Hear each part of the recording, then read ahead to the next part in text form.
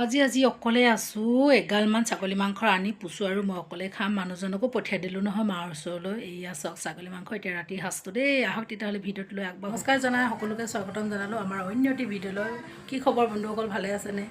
আৰু আজি দিনভৰ মানে ভিডিঅ' আৰম্ভ কৰিবলৈ নাপালোঁ। আজি বহুত কাম উলিয়াই ল'লোঁ আৰু এইফালে বেটিক ল'বলৈও মন গুচি গ'লগৈ। পুচু আৰু মই অকলে ঘৰতে আছোঁ। আজি সন্ধিয়াৰ সাঁজটো কি খাম কি নাখাম বুলি পুচু আৰু মই দুজনে কথা পাতি থাকোঁতে আমাৰ আহি গ'ল নহয় উপহাৰ এটা। মানে ছাগলী মাংস দি পঠাইছে নানিয়ে, তাকে এতিয়া বনাওঁ। আৰু অকলে থাকিলে একো এনেও বনাই খাবলৈ মন নাযায়।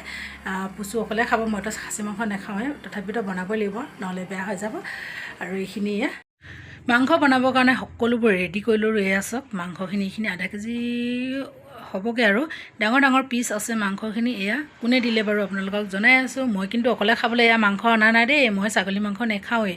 ছাগলী মাংসখিনি বনাবৰ কাৰণে সকলোবোৰ ৰেডি কৰি ল'লোঁ। আপোনালোকৰ ৰেচিপিটো প্ৰায় দেখাই নাথাকোঁ, তথাপি থুলমূলকৈ অকণমান দেখুৱাই দিছোঁ। আৰু কুকাৰত বনাম নে কেৰাহীত বনাম তাকে মই ভাবি আছোঁ। মাংসৰ পিচটো ডাঙৰ ডাঙৰ যিহেতুকে কুকাৰতে বনাবলৈ পুচুৱে খাবলৈ নোৱাৰিব নহ'লে।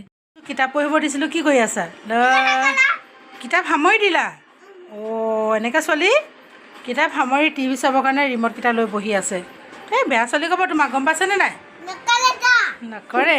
এইফালে আকৌ পুচুৱে অকলে অকলে একদম পূৰা ভাল পোৱা নাই। বা কেতিয়া আহিব, পাপা কেতিয়া আহিব চিঞৰ বাখৰ কৰি আছে। আৰু টিভিটো লগাই দিলোঁ তাই। এইফালে এয়া মাংস একদম ধুনীয়াকৈ তেল মাৰি দিলোঁ, দেখিছেনে? মছলাৰ লগত একদম ধুনীয়া মছলা, মানে কি আৰু ঘৰুৱা মছলা দেই, বেলেগ পেকেটৰ মছলা এতিয়ালৈকে মই ব্যৱহাৰ কৰা নাই। আৰু একদম ধুনীয়াকৈ মাংসখিনি ড্ৰাই ফ্ৰাই কৰি ল'ম, তাৰপিছতহে পানী দিম।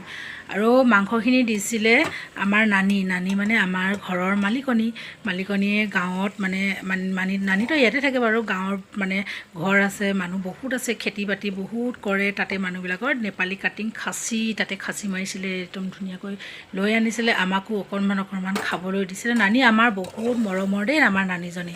অলপ পানী দি দিলোঁ তেলখিনি ওলাবৰ কাৰণে, তাৰপিছতে আৰু ফুলকৈ পানী দি দিম পিছত। আৰু আমাৰ নানী একদম মৰমীয়াল হয়, সেইটো কাৰণে অকণমান এয়া খাবলৈ সকলোকে দিছে। ছাগলী মাংস মোন থকা হ'লে ভাল আছিলে। মোনে বেটিক আনিব যোৱাৰ পিছতে দিলেহি মাংসখিনি, নহ'লে মই মাৰ ওচৰলৈ পঠাই দিলোঁহেঁতেন মাংসখিনি। আমাৰতো ইয়াত খাবলৈ তেনেকুৱাকৈ পুচুৱে 1-2 পিচ ৰাখি কিনে বাকীখিনি দি পঠালোঁ হয়। মইতো নাখাওঁৱেই ছাগলী মাংস। আৰু এইফালে মোৰ মাংস ৰেডি হৈ গ'ল। 4-5 চিটিমান মৰাৰ পিছতে মাংস ৰেডি। চাওক কালাৰটো কি ধুনীয়া হৈছে।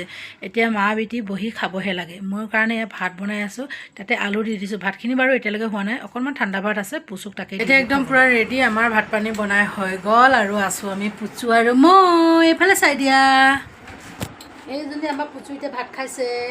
পুচু তেনেকৈ পুচু ভাত বাঢ়ি দিলোঁ। এইফালে এয়া পুচু কেঁচাহে, ঠিক আছে, জাল নাই ন? খাবলৈ ভাল আছে, টেষ্টি।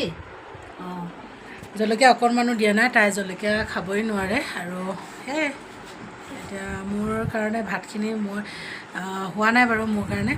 আৰু মই লাহেকৈ খাম, তাই ভোক লাগিছে বুলি কৈ আছে, তাইক অকণমান দি ল'লোঁ খাবৰ কাৰণে। ছোৱালীজনী পেটটো ভৰি ল'লে হৈ গ'ল।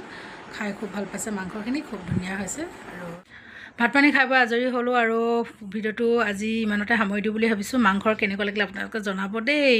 ছাগলী মাংস নানিয়ে দিয়ে বনালোঁ, খালোঁ। আৰু যদি ভাল পালে লাইক, শ্বেয়াৰ, কমেণ্ট, ছাবস্ক্ৰাইব কৰি দিব। আজিলৈ আহিছোঁ, বাই বাই, গুড নাইট।